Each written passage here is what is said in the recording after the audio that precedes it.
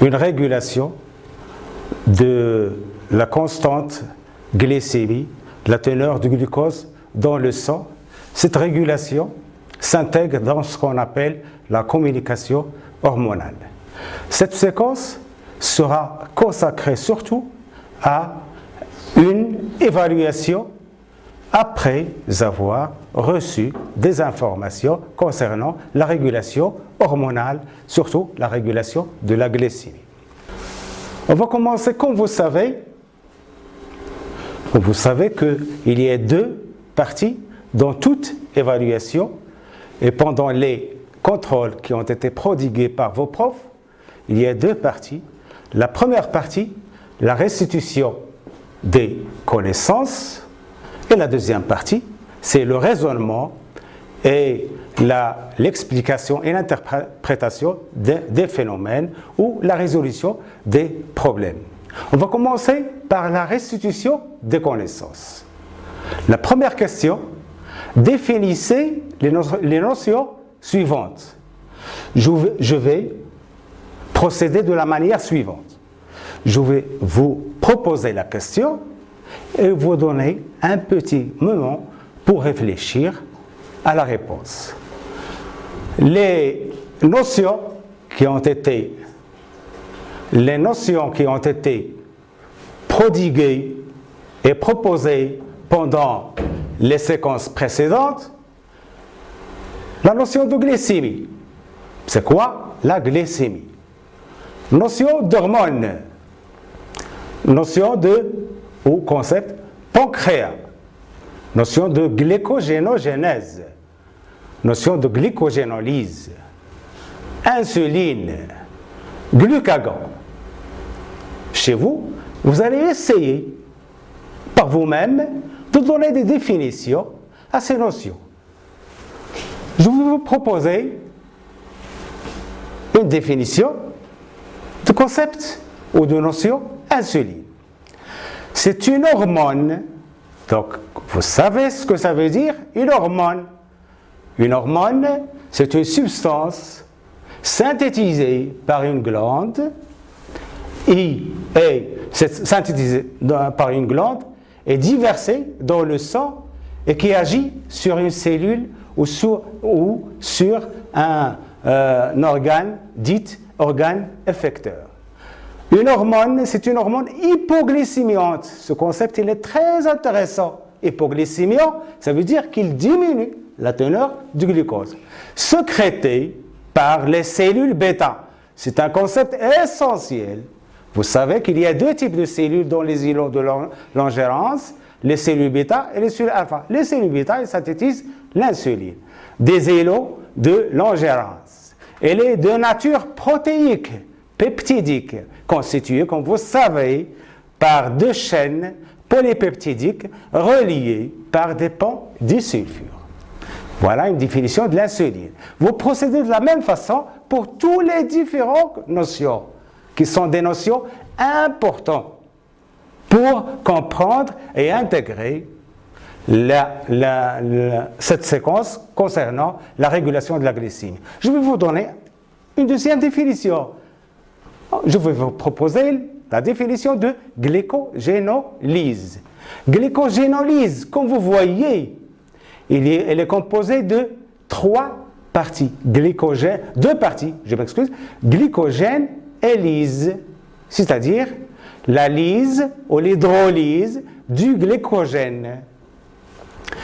C'est une réaction à effet hyperglycémiant, c'est-à-dire elle augmente la teneur de glucose, permettant la libération du glucose à partir de l'hydrolyse du glycogène. C'est la définition. Vous allez essayer de procéder de la même façon pour toutes les différentes notions qui ont été proposées. Bonne chance, mes élèves. Toujours dans la partie concernant l'évaluation et restitution des connaissances, je vais vous proposer un certain nombre de propositions et un exercice. Je vais vous proposer un exercice sous forme de QCM, des questions à choix multiples.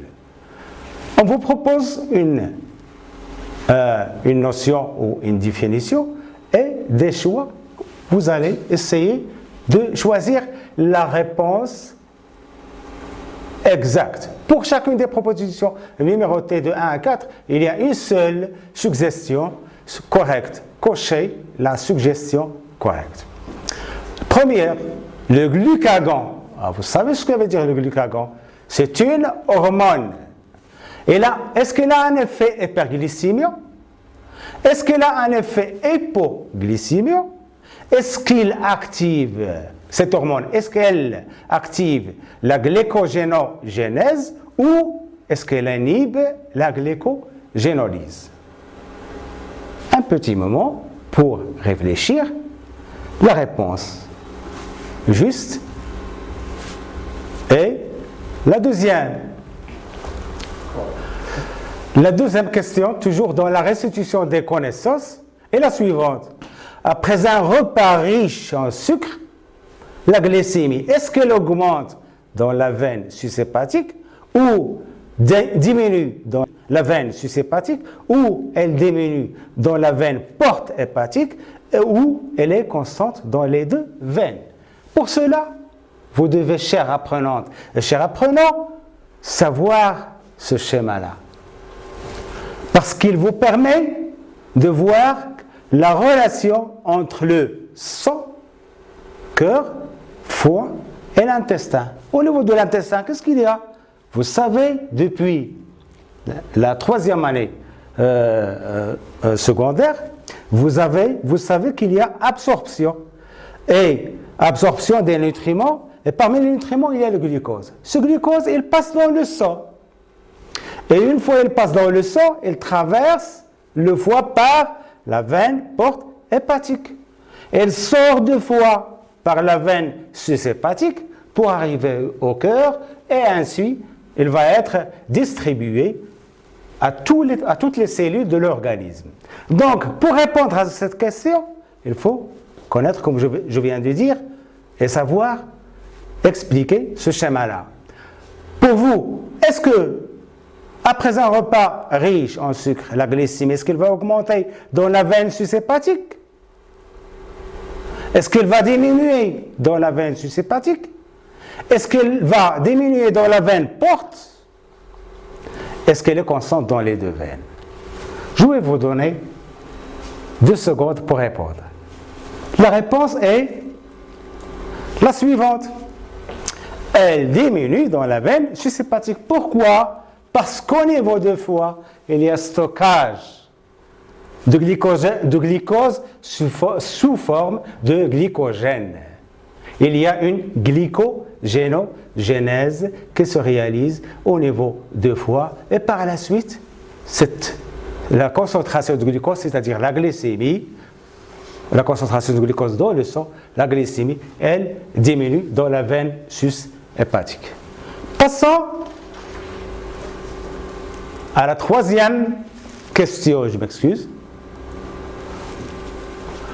Pour chacune des propositions, toujours numérotées de 1 à 4, il y a une seule suggestion que vous allez cocher.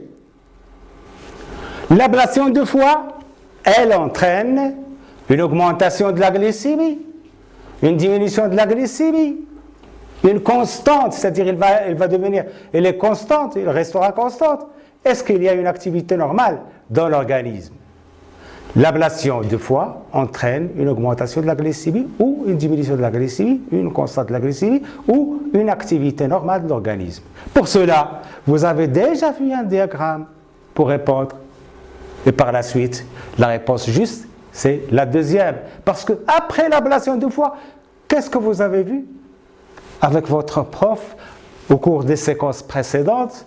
Qu'il y a diminution de la teneur du glucose dans le sang, c'est-à-dire la glycémie. Passons à la 4e question.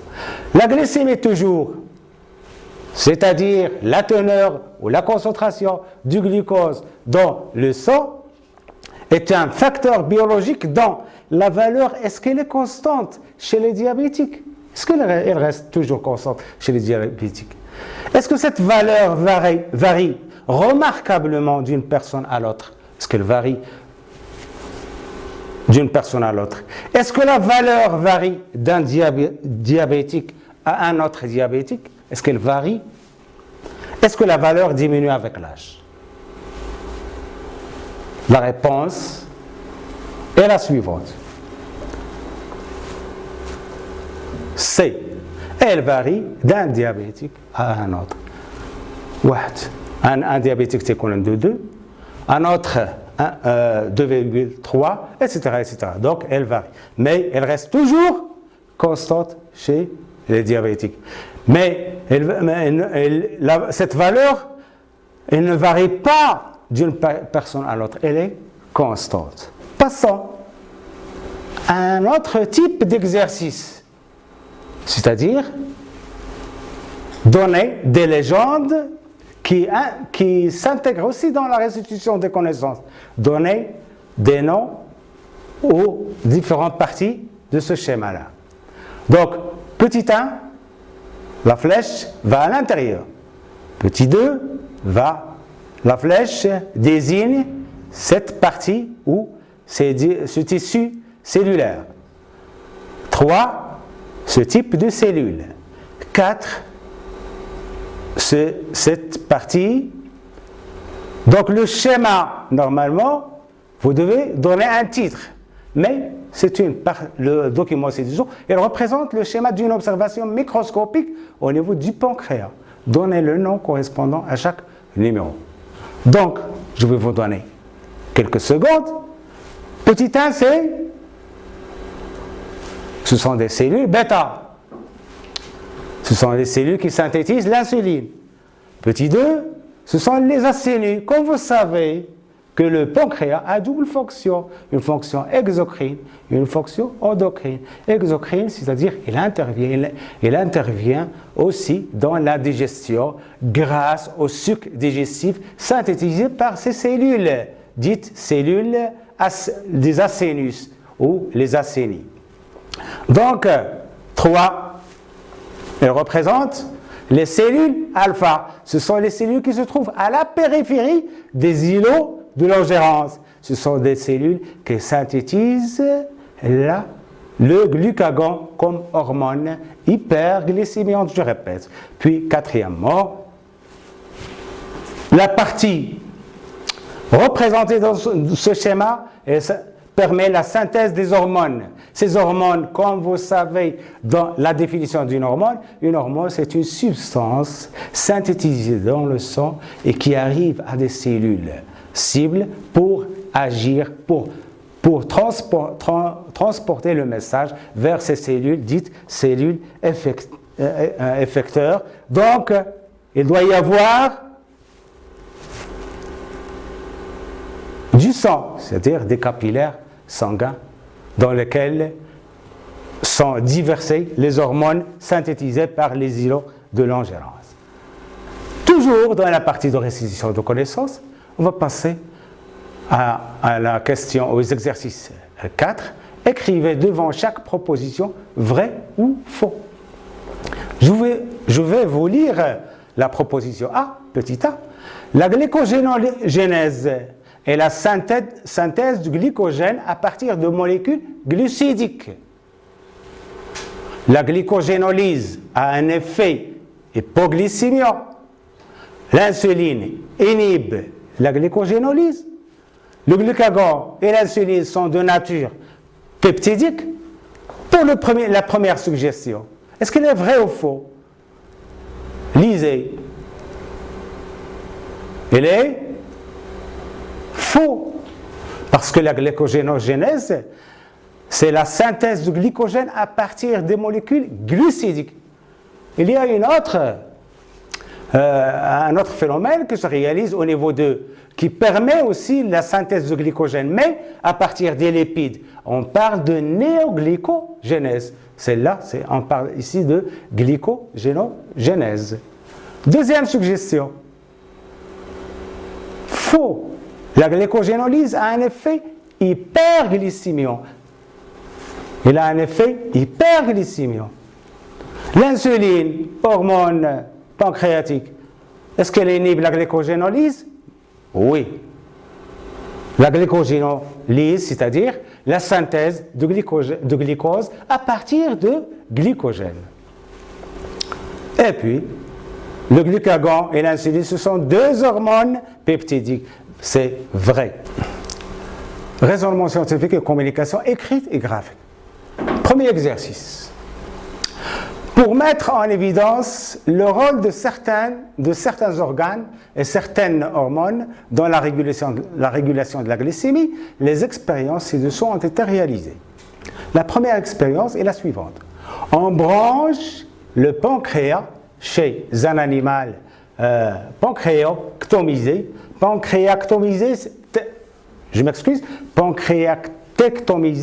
c'est-à-dire qui a subi une ablation de pancréas. Puis on mesure la glycémie, la teneur de glucose dans le sang, je la répète toujours, en fonction du temps. Le document 1, elle représente les résultats obtenus. On va voir les résultats qui sont obtenus dans le diagramme après. Deuxième expérience, on injecte l'extrait du pancréas. Premièrement, on branche le pancréas. Deuxièmement, on injecte l'extrait du pancréas à un animal normal. Et on enregistre la variation de glycémie en fonction du temps. Le document 2 représente les résultats de cette expérience. Concernant le premier document, comme vous savez, chers apprenantes, chers apprenants, l'élève de première année baccalauréat doit savoir un certain nombre de notions. Mais en plus de savoir et des connaissances, il doit acquérir un certain nombre d'aptitudes, un certain nombre de capacités, à savoir l'analyse, l'interprétation, la déduction, l'induction, etc., etc. C'est pourquoi je vais vous proposer un exercice dans lequel vous allez essayer de vous entraîner aussi, comme vous avez fait avec vos profs pendant les parties et les séquences précédentes. On va essayer de nous entraîner pour acquérir ces aptitudes, acquérir ces capacités cognitives et capacités de savoir-faire et aussi de savoir-être. Donc, décrivez la variation de la glycémie observée. Le premier exercice. Décrivez la variation de la glycémie observée dans le document 1 et déduisez le rôle du pancréas dans la régulation de la glycémie. On va reprendre l'expérience. Qu'est-ce qu'on a fait? On a essayé de brancher le pancréas chez un animal pancréatectomisé. Et on a obtenu les résultats suivants.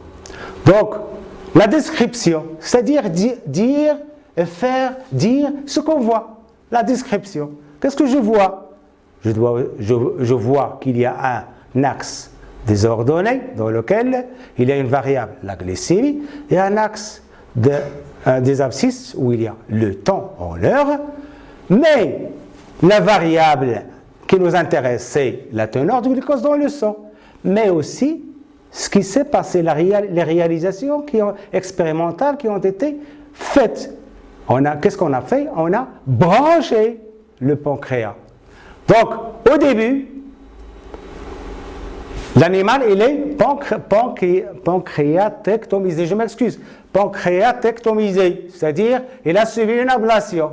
Une ablation induit quoi? Une légère augmentation de glycémie. Après, lorsqu'on a branché le pancréas, on a constaté une diminution brutale pendant 4 heures. De quoi? De la glycémie. Qui revient à la valeur de 1 gramme par litre. Donc, c'est ce qu'on voit. On a décrit le diagramme. Il faut déduire le rôle du pancréas dans la régulation de la glycémie. À votre avis, quel est le rôle du pancréas? 2 secondes pour répondre. Donc, qu'est-ce qu'on a fait? On a décrit. Avant le branchement du pancréas, qui a subi une ablation de pancréas, avant le branchement du pancréas, un animal qui a subi l'ablation du pancréas, on constate une légère hyperglycémie de 3,5. Il y avait 3,5 grammes par litre, c'est-à-dire une augmentation de la glycémie. Une hyperglycémie. Après le branchement, qu'est-ce qu'on constate? la glycémie diminue pour atteindre sa valeur normale. Donc, déduire, qu'est-ce qu'on déduit? On déduit que le pancréas est responsable de la régulation, en arabe, tandim, de la régulation de la glycémie. Il y a la déduction. On a décrit, puis on a déduit. On a déduit à partir de la description de diagramme. Le deuxième, toujours dans le premier exercice, la deuxième question. En vous basant sur le document 2, déterminez l'effet du pancréas sur la glycémie. Mais ce document 2, on va revenir en arrière un peu. Deuxième expérience, on injecte l'extrait du pancréas. Extrait du pancréas, c'est-à-dire on n'a pas branché dans ce cas-là, mais on a injecté l'extrait du pancréas à un animal normal. Pas comme dans la première expérience, mais dans le cas d'un animal normal. Qu'est-ce qu'on constate? On constate les résultats obtenus dans le document 2. En vous basant sur le document 2, déterminer l'effet de pancréas sur la glycémie. C'est une question dans laquelle il y a deux volets. En vous basant sur le document, c'est-à-dire on doit l'analyser, on doit décrire ce qu'on voit, puis on va déterminer l'effet de pancréas sur la glycémie. Donc, toujours le diagramme, dans le diagramme, il y a l'axe désordonné dans lequel il y a la glycémie. La teneur de glycémie au début, chez un animal normal, presque 1 gramme par litre. Puis, on essaie d'injecter. Qu'est-ce qu'on a injecté? On a injecté l'extrait de pancréas. Extrait, c'est-à-dire le jus du pancréas. La composante, ce sont des composantes chimiques qui ont été injectées à l'animal. Qu'est-ce qu'on constate? Une diminution qui dure pendant 3 heures. Une diminution de la glycémie. Puis, on arrête l'injection. Qu'est-ce qu'il va y avoir? Vous constatez qu'il y a une augmentation de la teneur du glucose chez cet animal chez qui on a injecté au début, puis on a arrêté l'injection. Donc, à partir de cette description, on va essayer de déduire l'effet de pancréas sur la glycémie. Déterminer quel est l'effet. Premièrement, on a branché le pancréas totalement. Dans la deuxième expérience, on a injecté l'extrait. Donc, le pancréas, il agit par des moyens chimiques. L'injection de l'extrait de pancréas entraîne une diminution de la glycémie. Donc, l'extrait de pancréas, elle est hypoglycémique. Donc, le pancréas sécrète et libère des substances chimiques dans le sang. Ce sont les hormones qui interviennent dans la régulation de la glycémie. Donc, cette expérience-là, elle nous a montré l'effet du pancréas. Par quels moyens? Par des hormones qui ont la résultante de l'action du pancréas, c'est une résultante le résultat, c'est une hypoglycémie. Donc, le pancréas sécrète et libère des substances chimiques dans le sang qui interviennent dans la régulation, je répète, la régulation de la glycémie. On poursuit toujours dans cette partie 2 de l'évaluation concernant la première séquence de la communication. L'exercice 1, troisième expérience. Rappelez-vous de la première expérience. Le branchement du pancréas chez un animal où on a fait une ablation de pancréas. Deuxième expérience, qu'est-ce qu'on a fait? On a réalisé on a fait des injections d'extrait de pancréas. Dans la troisième expérience, chez un individu sain, après avoir consommé une quantité de sucre, pendant 5 heures, on procède à la mesure de la concentration de 2 hormones. Vous savez que les hormones synthétisées par le pancréas sont le glucagon et l'insuline dans le sang. Donc, après avoir consommé une quantité de sucre, on procède à la mesure de concentration du glucagon et d'insuline. Et deuxièmement, la question est la suivante. En exploitant le document 3, c'est-à-dire on va essayer une autre fois d'analyser, de décrire ce qu'on voit, et puis on va essayer de déduire le rôle de l'insuline et du glucagon, qui sont des hormones pancréatiques dans la régulation de la glycémie. À partir de la deuxième question, on a pu déduire que le pancréas intervient dans la régulation de la glycémie. Mais comment? Par des hormones. Quelles sont ces hormones? L'insuline et le glucagon. On doit savoir à partir de ce document-là quelle est l'action de l'insuline et quelle est l'action du glucagon. Prenons le diagramme suivant et essayons de l'analyser. Au début, donc toujours dans cet axe, l'axe glycémie en milligrammes par 100 litres. En général, on fait l'unité utilisée, c'est le gramme par litre. On peut aussi changer l'unité en milligrammes par 100 litres. Et dans cet axe, la concentration des hormones. Les deux hormones, glucagon et insuline. On va essayer. Vous voyez qu'il y a 3 types de diagrammes. Ce n'est pas la même chose que dans ce cas. Ce n'est pas la même chose que dans le premier exercice. Donc on essaye de progresser dans l'évaluation. On va essayer de voir l'impact, on va essayer de voir et d'interpréter et d'analyser un diagramme dans lequel il y a un certain nombre de courbes. La première, c'est la variation du glucose. La deuxième, variation de la teneur ou de la concentration des hormones. L'insuline, premièrement, et deuxièmement, le glucagon. Donc, cette variable-là, on ne doit pas s'intéresser beaucoup, on doit tenir compte seulement de l'interaction qui a été réalisée au bout de l'expérience qui a été réalisée. C'est au début de l'ingestion du sucre. Qu'est-ce qu'il y a pour le glucose? Vous constatez qu'il y a augmentation jusqu'à un maximum. Puis, il y a une diminution. Pour l'insuline, vous voyez qu'il y a augmentation puis diminution. Et pour le glucagon, vous voyez qu'il y a une diminution puis augmentation puis il y a installation de concentration.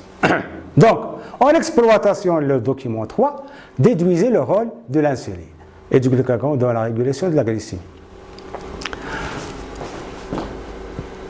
On va commencer, et on doit commencer par la teneur du glucose. Une fois on consomme une quantité de sucre pendant 5 heures, qu'est-ce qu'on constate? Une augmentation de la teneur du glucose. Cette augmentation, en parallèle de cette augmentation, on voit qu'il y a augmentation de la teneur de l'insuline progressivement. Cette augmentation de l'insuline, augmentation de la concentration de l'insuline est accompagnée d'une diminution de la concentration du glucagon. Donc, l'augmentation de la teneur du glucose entraîne l'augmentation de l'insuline et a une action inhibitrice sur la concentration de glucagon. Puis, au temps 1, qu'est-ce que vous constatez? Avant, il y a diminution du glucose. À quoi est due cette diminution? À la première question qui doit être posée. Pourquoi il y a cette diminution? Et pourquoi il y a encore, après la diminution du glucose, il y a diminution de l'insuline et augmentation du glucagon? Ça veut dire qu'il y a interaction entre ces différents paramètres, à savoir le glucose, l'insuline et le glucagon. Cette interaction, elle se traduit par, après cette exploitation, en exploitant le document, déduisez le rôle de l'insuline et le glucagon dans la régulation. Chers élèves, chères apprenantes, chers apprenants, vous devez analyser le diagramme de la sorte pour arriver à ce résultat. Suite à l'ingestion du sucre, on a une augmentation de la glycémie, suivie par une augmentation de l'insuline dans le plasma. Cette augmentation, et comme vous savez, l'insuline, c'est une hormone hypoglycémiante, va permettre donc la rediminution du glucose. Après, on a une diminution de la glycémie, suivie par une diminution de l'insuline. et une augmentation du glucagon.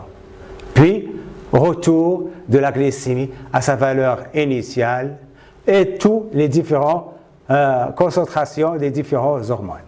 Donc, cet exercice, il vous permet de voir et d'interpréter et d'analyser des diagrammes, de multiples diagrammes.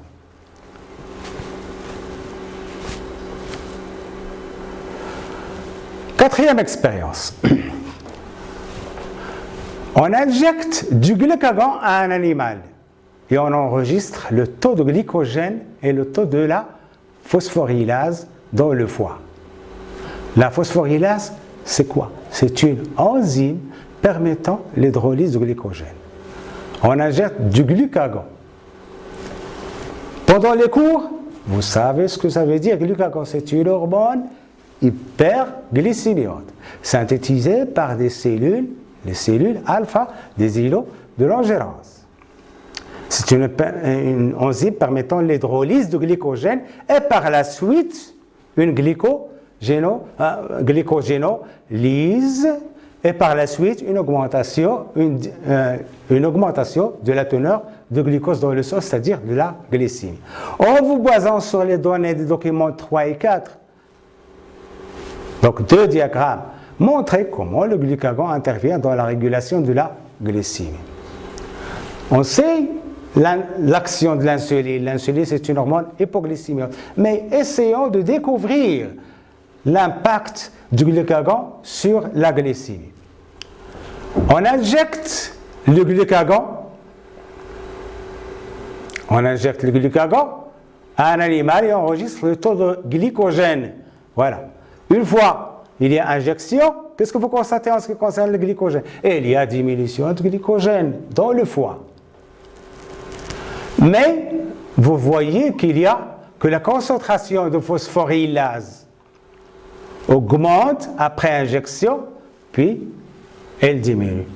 Donc, cette augmentation veut dire quoi? Veut dire qu'il y a intervention de cette enzyme qui est la phosphorylase qui permet l'hydrolyse du glycogène et par la suite, il y a diminution de la teneur de glycogène et par la suite, on peut, dans ce cas, il va y avoir augmentation de la glycémie.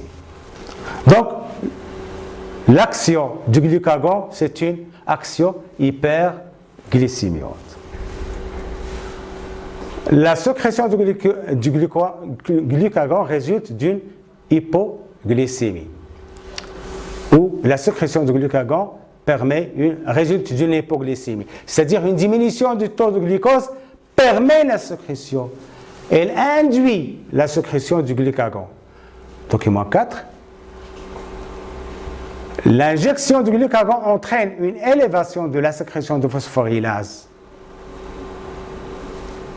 La phosphorylase permet donc l'activation de glycogénolyse, ce qui entraîne la diminution de glycogène hépatique et la libération de glucose dans le sang, et d'où l'augmentation de la glycémie. Donc, le glucagon aussi intervient dans la régulation de la glycémie.